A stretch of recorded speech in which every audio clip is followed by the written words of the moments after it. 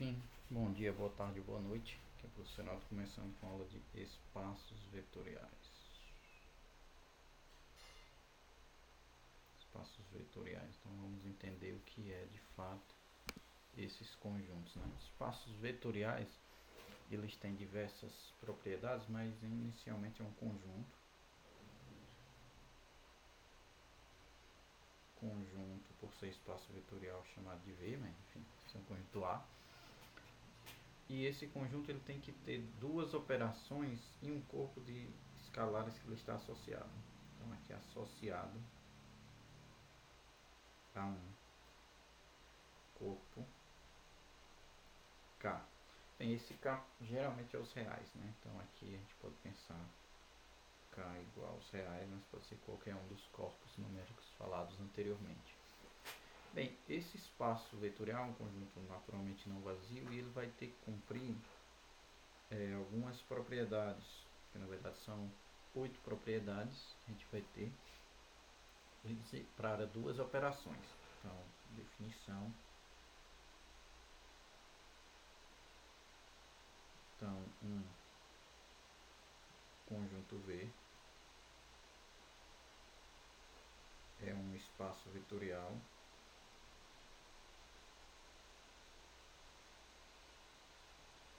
associado a um corpo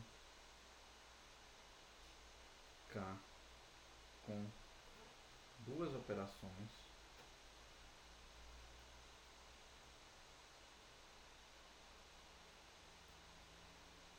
que vai ser soma e produto por escalar. A gente vai detalhar por elementos de K por elementos de V. Antes da gente falar das propriedades dessas duas operações, vamos ver um pouco sobre a etimologia da palavra, né? Então, etimologia, de onde vem o nome vetores. Bem, os vetores na física geralmente são setinhas e, enfim, para a gente especificar como funciona esse processo, a gente pode imaginar o seguinte: um vetor com tais propriedades, ele é designado como sendo, vem do latim, que é vere, que é carregar.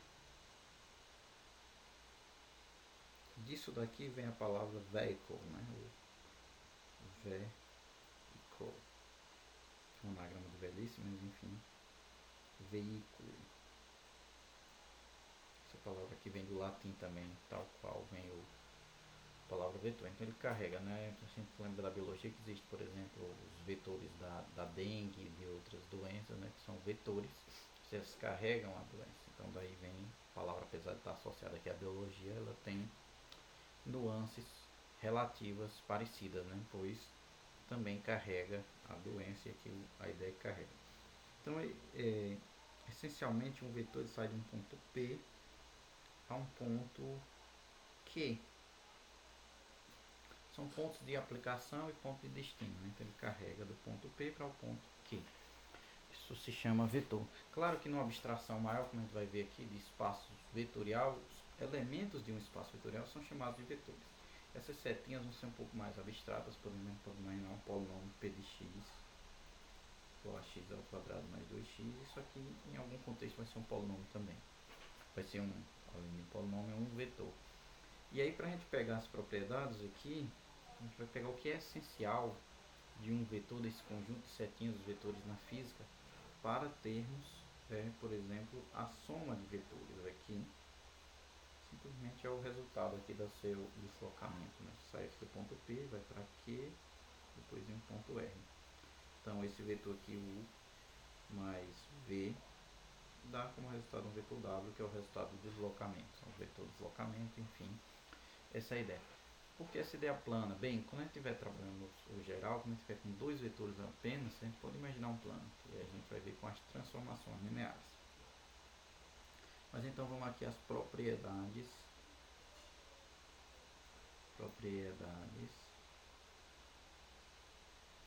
definir medidas definitivas, propriedades que definem um espaço vetorial.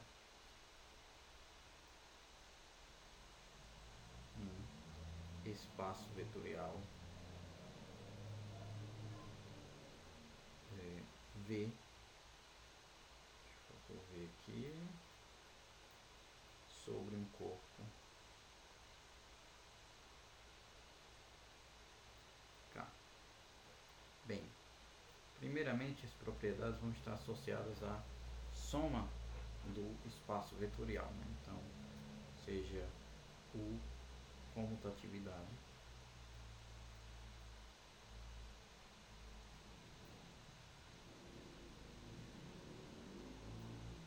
então U mais V é igual a V mais U. Isso aqui para tudo, vou colocar isso aqui, que quer dizer que U e V são do espaço vetorial.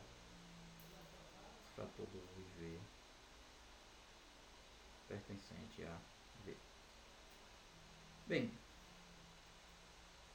a associatividade, então U mais V mais W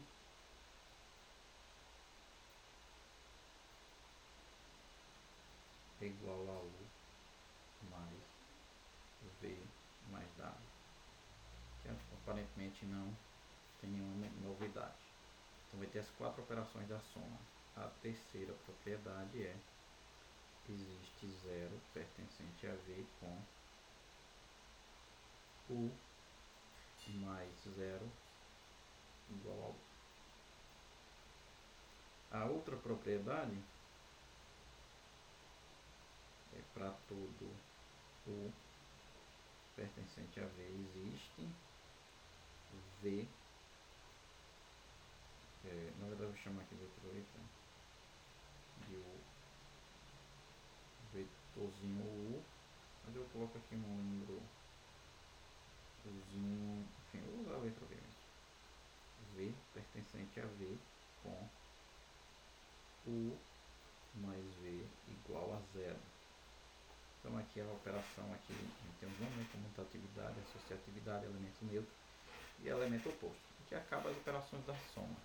Acabadas as operações da soma, a gente vai para as operações da multiplicação. Só que a multiplicação, você não multiplica dois vetores. A gente multiplica um vetor por um escalar. Voltando a ver aqui. Então você vai ter, seja alfa pertencente a K e V pertencente a V. Então alfa vezes V, na verdade aqui é um vetor, e a gente vai ter algumas propriedades associadas aqui, né? Primeiramente é uma distributiva, vezes U mais V. Deixa eu ver aqui, vou colocar primeiro aqui uma associativa. Então aqui alfa e beta. Então alfa vezes beta V, isso aqui é igual a alfa vezes beta vezes V. Isso aqui é associativa, né? Segunda propriedade que dá multiplicação, aqui a gente vai ter também elemento neutro. Então existe um pertencente a K com, na verdade o K já é um corpo, né? Então aqui você tem 1 vezes V é igual ao próprio V. Aqui a outra propriedade é para se provar. Esse aqui é elemento neutro.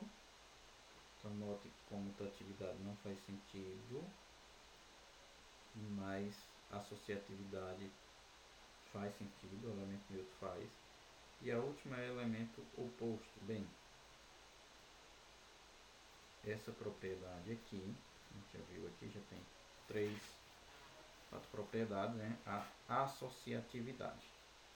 Então, a associatividade é dada da seguinte maneira: alfa vezes, na verdade, distributividade, né? Então alfa vezes U mais V, isso aqui é igual a alfa U mais alfa V.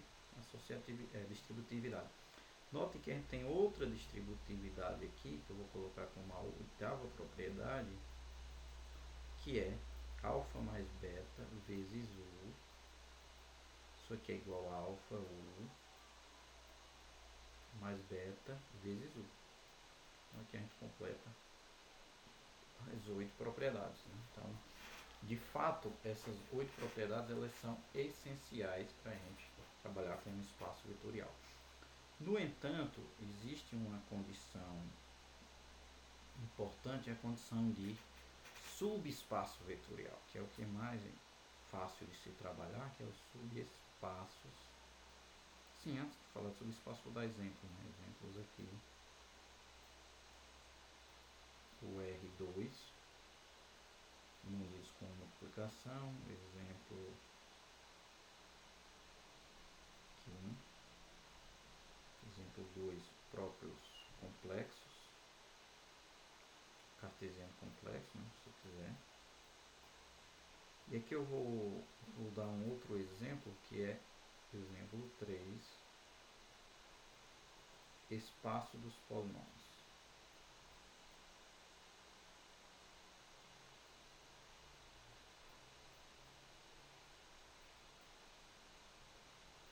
Você pega um P de x, soma com um Q de x, e você pega um alfa e multiplica por um P de x.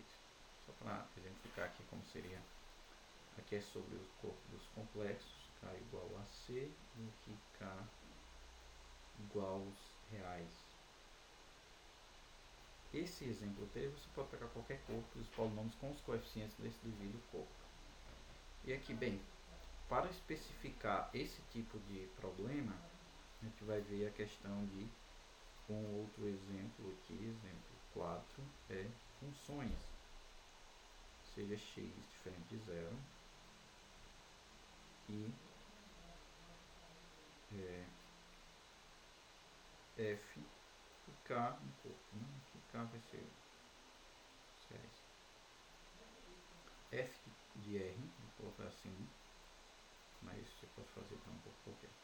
É o conjunto de f saindo de x em r. Então que f é função real. Você pode somar, multiplicar pelos escalares e aí você tem esse espaço vetorial. São os maiores espaços vetoriais. Você pode imaginar que restringe essas funções para funções contínuas, o x igual a um intervalo, mas, ou seja, você poderia pegar um exemplo aqui, x igual ao intervalo AB, vou botar aqui mais específico 0, 1, e R. Você teria as funções contínuas de 0, 1. Isso aqui está contido em f de 0, 1. Ou seja, as funções contínuas é um subconjunto dos espaços de todas as funções definidas no intervalo 0, 1. Existem funções de escadas e outras que não são contínuas. E aí aqui vem entrar a noção de subespaço vetorial, que é o seguinte: você só precisa verificar uma única combinação, uma única condição, que é combinação linear. Combinação linear, que é uma combinação linear. Então, seja alfa e beta pertencente a K e o IV pertencente a V. Então, a combinação linear vai ser o vetor W igual a alfa U mais beta V. Isso aqui seria a combinação linear. Com isso, você consegue verificar o seguinte: subproposição aqui. Que, enfim, a gente... Na verdade,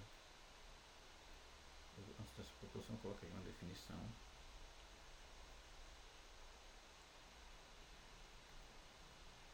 O contido em V é subespaço. vetorial quando U é espaço vetorial unido da soma e multiplicação por escalar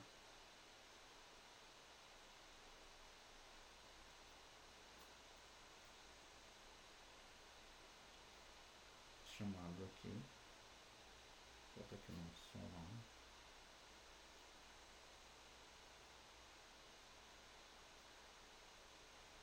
multiplicação por escalar, que na verdade eu botei um pontinho, mas é só a concatenação induzidas, ou seja, como é um subconjunto, você pode fazer essas operações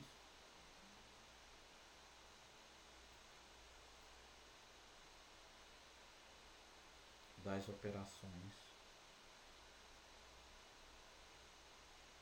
de V. De fato é um subespaço vetorial quando ele for. Poderia ser um espaço vetorial com outras operações, mas ele tem que ser com as operações de V induzidas, né? De ver alguns exemplos disso. E aqui a proposição, então particularmente um subespaço vetorial é um espaço vetorial, então o contido em V é subespaço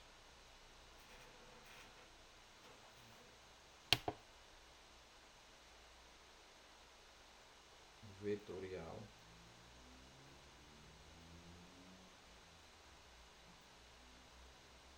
quando ocorre o seguinte, né?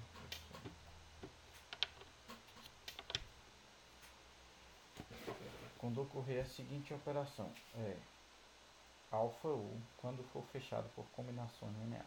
Né? Então, isso quer dizer quando U e V pertencem, U e W, só porque pertencem a U, pertencem a U, temos que alfa U mais beta V pertence a V. Então, de fato, basta mostrar que ele é fechado por combinações lineares. Em alguns textos, a prova fica como exercício, mas aqui em alguns textos você tem duas coisas, né? Quando U mais V, duas condições. U mais V pertencem a U, sim, aqui é o próprio U, certo? Ele já pertence ao V por V ser espaço vetorial. E alfa U pertencem a U também. Essas duas condições são equivalentes a você pegar combinações lineares. Então, a soma e multiplicação por escalar, que você pode fazê-las todas juntas. E aí pode-se provar também que é equivalente. Um fato é que, vamos aqui, ao invés de a gente provar que um conjunto é espaço vetorial, basta a gente ver que ele é espaço, subespaço vetorial. Né? Então, aqui exemplo. Conjunto dos polinômios.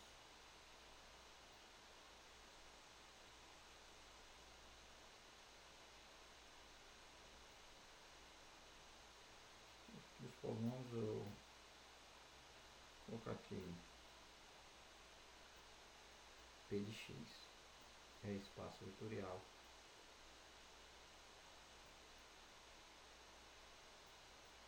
pois é na verdade subespaço vetorial.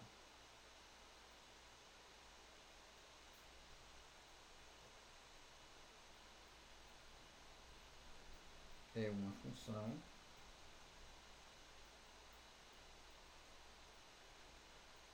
e vale o seguinte, né? Além de ser uma função,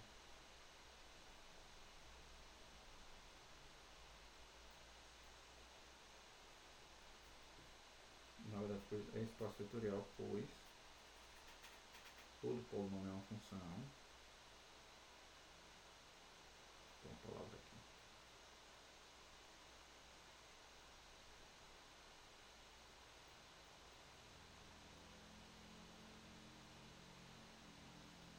F saindo de R em R, logo F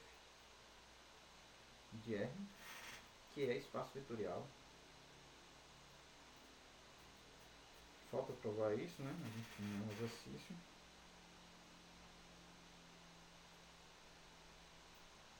E as combinações lineares e a soma de polinômios é polinômio, é um polinômio, assim como a combinação linear, assim como a multiplicação por escalar.